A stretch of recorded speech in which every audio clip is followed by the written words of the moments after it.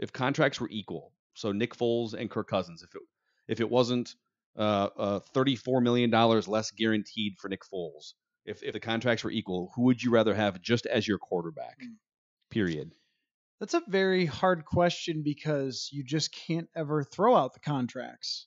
I mean, we asked this question about Case Keenum too, and when we talk about Case Keenum versus Kirk Cousins, like, do I get Case Keenum and Kirk Cousins just in one game playing football against each other, or do I get the $10 million that I would have saved and the flexibility for the future going forward? And do I get to keep players? Do I get to sign players and actually have more fun on this free agency day than we're currently having, right? Which the Vikings would have been in on all sorts of people if they had a little more cap space to work with. Just as quarterbacks, there's a really interesting comparison here because Nick Foles does some things that I think relate to winning. One is he's willing to take risks that Kirk Cousins does not often take.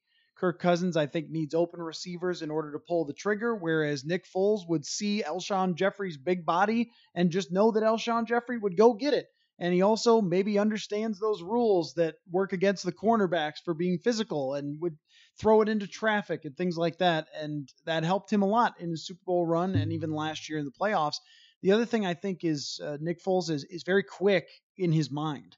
That's why the RPOs worked for him. Like, he's not the greatest 5-step drop and fire type of quarterback, but he has such a quick brain of making a decision where it's that snap that I think Cousins is just a tick behind on many of his throws and many of his reads, which is why he works so well with the play action stuff, because it's slower developing and he can see the whole field. Whereas Foles just has this quick brain. It's like the decisions are right there for him, even though he's not as good of a thrower of the football. So there is some differences here between those two guys that are pretty significant, I think, for why one puts up a lot of stats and is a much better deep thrower. I mean, I think that Cousins is much more accurate down the field, but trying to compare them like one versus one is hard because they both have these different strengths that play to the reasons that they're successful. I would probably, if we're talking about winning one game, take Nick Foles. If I'm talking about over a long period of time, which is going to give me better, more consistent play for 4 seasons, I'd probably go with Kirk Cousins. So let's put this back in last year. And so you're the Vikings and you have what you believe a window to be open for success. And it's going to be short because in this league it is.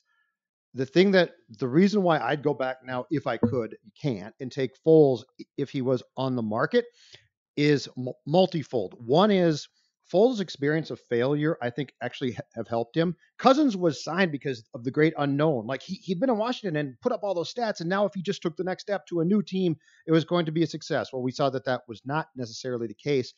The lack of success that Foles had after he left the Eagles, to me, is intriguing because I think he learned a lot, because your options are you either go and learn or you're just done. The other thing, I would say, if you're going to take Coller, let's say the top 3 concerning things about Cousins from 2018.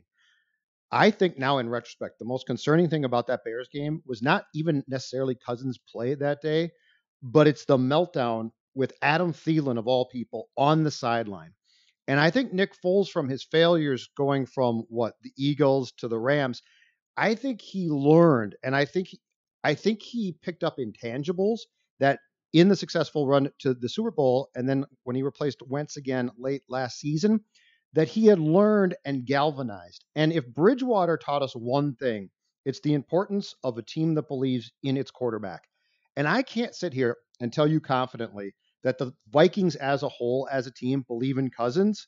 And so if we're going to put all of a guy's play, a guy's arm, a guy's intangibles as a person on the table here, it's why Foles intrigues me, especially when you're asking a guy to step in quickly and be successful, because the Cousins thing is, okay, Kirk, go do this now. Don't go do it in 4 years. That's too late.